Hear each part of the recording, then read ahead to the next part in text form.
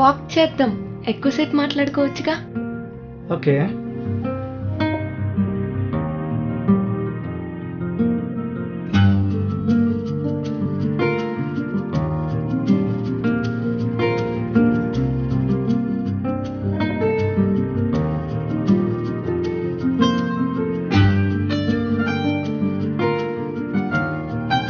అదేంట్రా బాబు, గంటకో DP change చేస్తుంది వాట్సాప్లో. ఏంటి అక్కడే ఆగిపోయావు, రా. ఒకసారి రైట్ చూడు.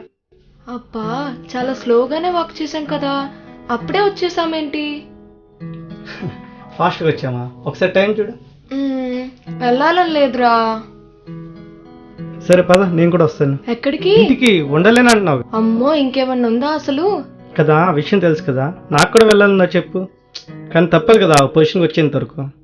బాయ్ సిద్ధు, నేను ఫ్రెష్ అయ్యి కాల్ చేస్తాను, నువ్వు చేయకు, ఓకేనా? అసలే అమ్మకు మొన్న డౌట్ వచ్చేసింది, మేనేజ్ చేయలేక చచ్చిపోయాను. Okay okay, bye.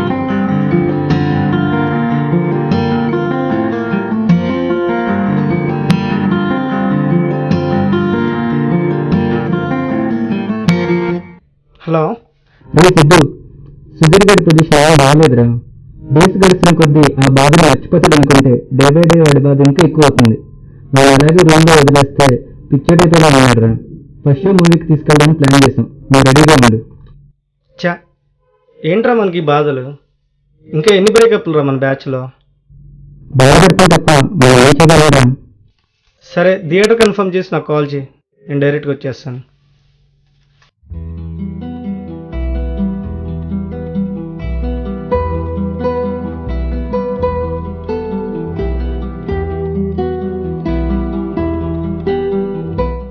నువ్వా? మరి ఇంకెవరు అనుకున్నావు? ఏం లేదు, నువ్వేంటి మళ్ళీ ఇలా? మామ్ని తీసుకొని ఇంటి పక్కన వాళ్ళు షాపింగ్కి వెళ్ళారంట, అందుకే వచ్చేసా.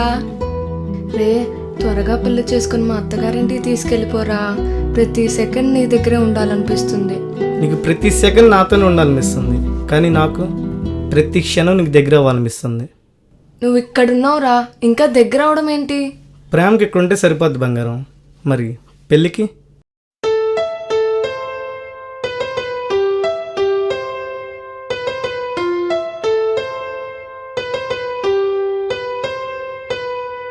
హలో, పెళ్ళికైనా ప్రేమకైనా నాకు తెలిసి ఇక్కడ ఉంటే చాలు.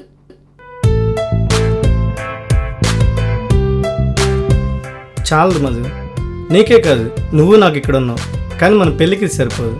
మనకే కాదు, సిన్సియర్లో వచ్చేసిన ఏ అబ్బాయి అయినా తన మనసులో ఉన్న లవర్ని తన వైఫ్గా తన ఇంట్లో చూడాలంటే ఎన్నో ఓచుకోవాలి, మరెన్నో నేర్చుకోవాలి.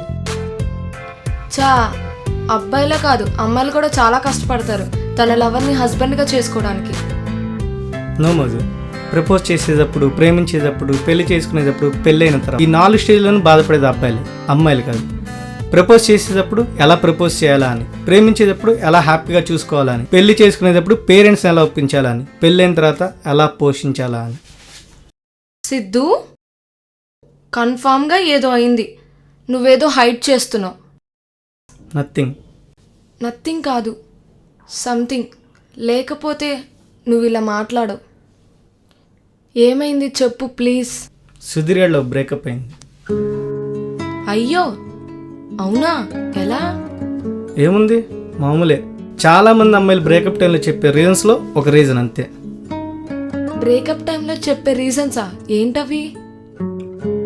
Caste, job, status, family, parents, పరువు, జాతకం, మన్ను, మశానం. ఛ, నా కళ్ళ ముందే 2 years వైఫ్ అండ్ హస్బెండ్లా తిరిగారు, పార్కులకు, సినిమాలకు, షాపింగ్లకు, వాట్ నాట్.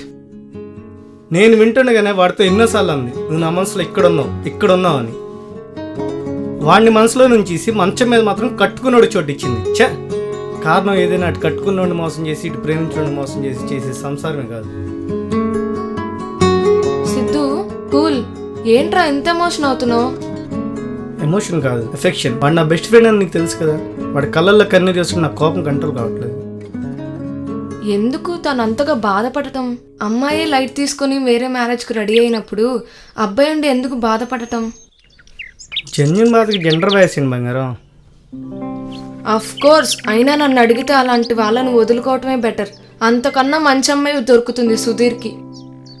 బ్రేకప్ అయిన ప్రతివాడికి అందరు చెప్పే ఫస్ట్ డైలాగ్ ఇదే. కానీ ఇక్కడ బేసిక్గా విషయం ఏంటంటే బ్రేకప్ అయిన వాడు బాధపడేది అంతకన్నా మంచి అమ్మాయి దొరక్క కాదు, ఆ అమ్మాయి దొరకదని. నువ్వు చెప్పింది నిజమే, వాడు ఆ అమ్మాయిని వదులుకోవడమే బెటర్. ఆ విషయం వాడి మైండ్కి తెలుసు కానీ వాడి మనసుకే తెలియదు. వాడికే కదా సిన్సియర్ లవ్ చేసి ఏ మగాడి మనసుకు తెలియదు. ఎందుకంటే మనసు మంచితనంతో పాటు ఆ అమ్మాయి బ్యాడ్ని కూడా యాక్సెప్ట్ చేస్తుంది కనుక. అలా యాక్సెప్ట్ చేయలేదంటే అది ప్రేమే కాదు కదా. ఒకటి చెప్పనా మధు, మనం కలిసి చూసిన సినిమాలు టీవీలో వస్తుండే నువ్వు పక్కన లేకుండా చూడడానికి చాలా కష్టంగా ఉంటుంది.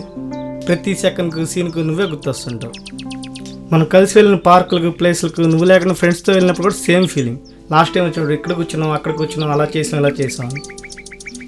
మనం కలిసి ఉన్న సంగతి తెలుసు, మళ్ళీ అలా సేమ్ ప్లేస్లకు వెళ్ళి అలానే ఎంజాయ్ చేస్తాం సంగతి తెలిసి నాకే ఇంత బాధగా ఉంటే ఇంకా లైఫ్లో అమ్మాయి తిరిగి రాదని తెలిసిన వాడికి ఇంకెంత బాధగా ఉంటుందో ఒక్కసారి ఆలోచించు. ఫస్ట్ టైం తెలుస్తుందిరా నువ్వు ఇలా చెప్తుంటే అబ్బాయిలు కూడా ఇంత సెన్సిటివ్గా ఉంటారని. మెజారిటీ అబ్బాయిలు సెన్సిటివ్గానే ఉంటారు మరి. చా ఆ మాట అనుకు, నేను ఒప్పుకోను. లవ్ నేమ్ని యూజ్ చేసుకుని టైంపాస్కు తిరిగి పెళ్ళికి పక్కకు వెళ్ళిపోయే వాళ్ళని నేను చాలా మందిని చూశాను. అవసరానికి అమ్మాయిలను వాడుకునే వాళ్ళను అంతెందుకు డైలీ టీవీల్లోనూ న్యూస్ పేపర్లలోనూ ఎంతమందిని చూడటం లేదు. మానవత్వం మరిచి మృగాల్లా బిహేవ్ చేస్తూ అత్యాచారాలు చేసే వాళ్ళను. అదే టీవీ న్యూస్ పేపర్లో ప్రియుడితో కలిసి కట్టుకున్న భర్తని హత్య చేసిన భార్య, అక్రమ సంబంధంగా అడ్డొస్తున్నాడని కన్న కొడుకుని కడ తెచ్చిన కసాయి తల్లి, ప్రియురాలు మోసం చేసిన ఆత్మహత్య చేసిన ప్రియుడు. ఇవి చూడలేదా? అయినా అది చెప్పుకుంటూ పోతే 2 సెట్స్ లిమిటే ఉండదు. నేను అనేది అది కాదు. వాట్ ఐమ్ సేయింగ్ ఈస్ లవ్లో ఉన్నప్పుడు కానీ బ్రేకప్ అయినప్పుడు కానీ ఎక్కువగా బాధపడేది అబ్బాయిలే, అమ్మాయిలు కాదు. లే సిద్ధు, నేను ఒప్పుకోను. నువ్వు సుధీర్ డిప్రెషన్లో ఉండి ఇలా మాట్లాడుతున్నావు. ఓకే బంగారం, నువ్వు ఒప్పుకోవట్లేదు కదా. అబ్బాయిలు వాళ్ళ లవర్ కోసం పడే కష్టాలు బాధ ఎలా ఉంటాయో నేను చెప్తాను. వాటిలో ఏ ఒక్క ఒపీనియన్ కాదన్నా నా ఒపీనియన్ మార్చుకుంటా, ఓకేనా? ఫస్ట్ నువ్వు చెప్పు చూద్దాం. But on one condition. ఏంటి? ఒక 2 minutes no Madhu no Siddhu. We're just representatives of for genders. Okay. చాలామంది అమ్మాయిలకు తెలియదు మధు, అబ్బాయిలు వాళ్ళ లవర్ కోసం ఎన్ని కష్టాలు పడతారు.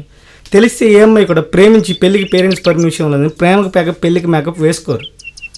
ప్రేమించేటప్పుడు పేరెంట్స్ మాట విన్నా, పెళ్లి చేసుకునేటప్పుడు ప్రేమించే మాట విన్నా ఇన్ని విడాకులు విడిపడాలు ఉండవు. అమ్మాయిలు ప్రేమిస్తారు, చాలా ఆనందంగా ఉంటారు. కానీ మిమ్మల్ని ప్రతి సెకండ్ ఆనందంగా ఉంచడానికి మేము ప్రతి క్షణం ఎంత ఆరాటపడతాం మీకు తెలుసా? మేము ఎంత బాధలో ఉన్నా బిజీలో ఉన్నా మీరు ఒక్క ఫోన్ చేయగానే బంగారం నాన్న అంటూ నరకంలో ఉండి కూడా మిమ్మల్ని నవ్విస్తూ మేము నటిస్తూ మేము పడే బాధలు ఉంటుందో మీకు తెలుసా? ఆఫీస్ వర్క్లో కూడా వాట్సాప్ ఆన్లో ఉంచడానికి పర్మిషన్ ఓపెన్ పాకెట్లో పైసలు అయిపోయినా మీతో పార్కులకు సినిమాలకు వచ్చేటప్పుడు మేము పడే బాధ ఎలా ఉంటుందో మీకు తెలుసా? ఎగ్జామ్స్ టైంలో కూడా జరంగా ఉందనో బెంగగా ఉందనో ఒక్క మెసేజ్ చేయగానే టెక్స్ట్ బుక్ పక్కన పడేసి ఫేస్బుక్ ఓపెన్ చేసి ఫుల్ నైట్ చాట్ చేస్తూ తన లవర్ కల్లో ఆనందం చూసే వాళ్ళు ఉన్నారు. నువ్వు చదువుతూ నీ కాలేజీలో ఉన్నారు సంగతి నీకు తెలుసా? ఇంత చేస్తూ కూడా చదవగానే 5 years శాలరీ ఉండాలి, సోషల్ స్టేటస్ ఉండాలి. అటు మా ఇంట్లో మేము ఒప్పించుకోవాలి, ఇటు మీ ఇంట్లో మీ పేరెంట్స్ మేమే కన్విన్స్ చేయాలి. ఇంత చేస్తూ మ్యారేజ్ అవుతుంది గ్యారెంటీ ఉందా? లేదు. మా పేరెంట్స్ని బాధ పెట్టను, ఆల్రెడీ మా అక్క ఇలా చేసింది, మా చెల్లి ఇలా చేసింది చెప్పి సైలెంట్గా సైడ్ అయిపోతారు. మీరు పక్కన ఉండగా మేము వేరే అమ్మాయిని చూస్తే తట్టుకోలేక తల మీద కొడతారు. అలాంటిది అబ్బాయిలు తన లవర్కి ఆడెవడో వచ్చి తాలిగడితే తట్టుకోవాలి.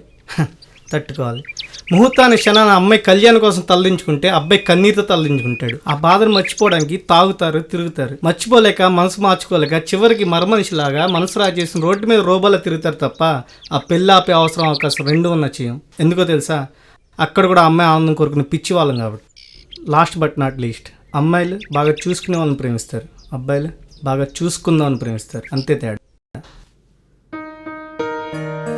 హలో, ఏంటి షాక్ అయ్యావా? కాదు, చాలా హ్యాపీగా ఫీల్ అయ్యాను. ఎందుకు? ఈ బాధలను తప్పించుకున్నందుక? కాదు, నీతో తాళి కట్టించుకోబోతున్నందుకు. అవునరా, నువ్వేం చెప్పినా ఒక అమ్మాయిగా కౌంటర్ వేద్దాం అనుకున్నా, కానీ ఒక లవర్గా కన్నీరు పెట్టాను. ఇష్టపడితే కష్టపడి ఒకటవ్వాలి, లేదా కష్టమైన ఒకరిగానే బతకాలి. అంతేకాని మరొకరిని ఇష్టంతోనో కష్టంతోనో మన లైఫ్లోకి ఇన్వైట్ చేయకూడదురా. ఇది నా మనసులో ఉన్న ఫీలింగ్. సేమ్ ఫీలింగ్స్ నువ్వు చెప్తున్నప్పుడు నాకు అనిపించింది, మనసులు కలవటం అంటే ఇదేనేమోనేమో. అందరూ మనలాగా ఆలోచిస్తే బ్రేకప్లు ఉండవేమో. అందరే హ్యాపీగా ఉంటే ఇంకా దేవుడితో పనే ఉంటుంది.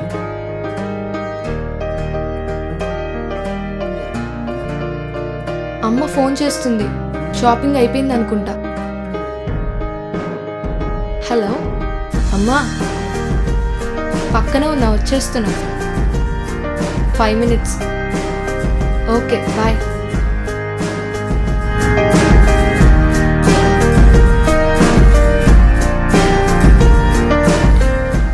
ప్రేమించి ప్రాబ్లమ్స్ని ఎదిరించి ఒకటైన ప్రతి ఒక్కరికి ఈ షార్ట్ ఫిల్మ్ అంకితం. మీ అవినాష్.